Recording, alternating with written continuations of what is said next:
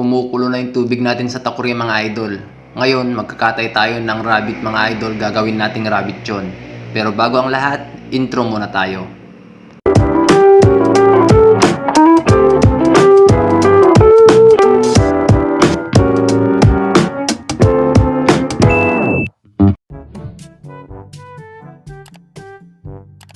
Kaway-kaway mga kanegro, sa videong ito mga idol ay pag-uusapan natin ang benepisyo ng pagkain ng rabbit meat.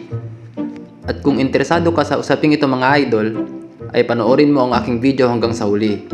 At pakitap na rin po ang like and share button, at kung hindi ka pa po nakafollow ay pakifollow lamang po ang aking page para updated ka po sa aking mga susunod pang mga videos. Ngayong araw nga mga kanegro ay magkakatay tayo ng rabbit mga idol. At gagawin nating rabbit yun. So disclaimer sa mga nanonood mga idol, sa mga maselan dyan, may mga rabbit talaga na pang meat type mga idol na pwedeng katayin. At may rabbit din na pang pet type mga idol. So yung rabbit natin mga idol ay Californian breed na pang meat type talaga. Ang rabbit mga kanegro sa panahon ngayon ay ginagawa ng substitute sa chicken and pork. And according to research mga idol, is healthier daw yung rabbit meat kaysa sa chicken and pork natin.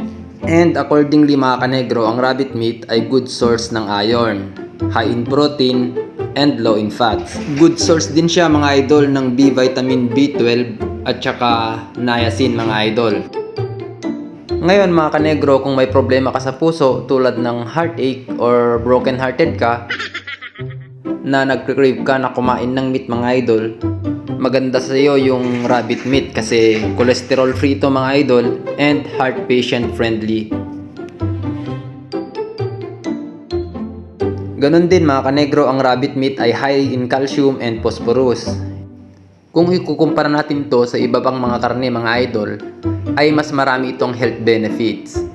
Kaya mga idol, kung ang hanap mo ay karne na high in vitamins content, dito ka na mga kanegro sa rabbit meat.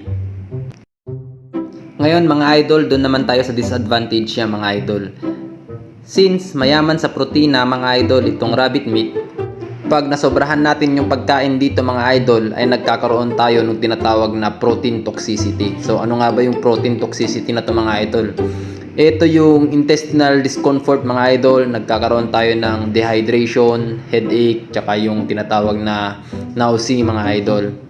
So nariyan yung stomach discomfort. Ayun mga kanegro, so kapag ka nakaranas tayo ng ganyang mga symptoms mga idol, ay uminom tayo ng maraming tubig para may flush out natin yung excess protein sa katawan natin. Pero kung malala na talaga mga idol, ay suggest na kumonsulta na agad kayo sa doktor para maagapan agad.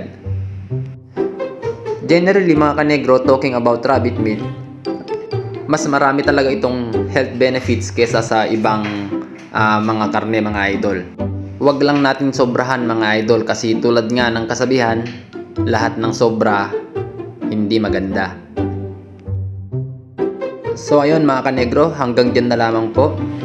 Peace out and happy farming!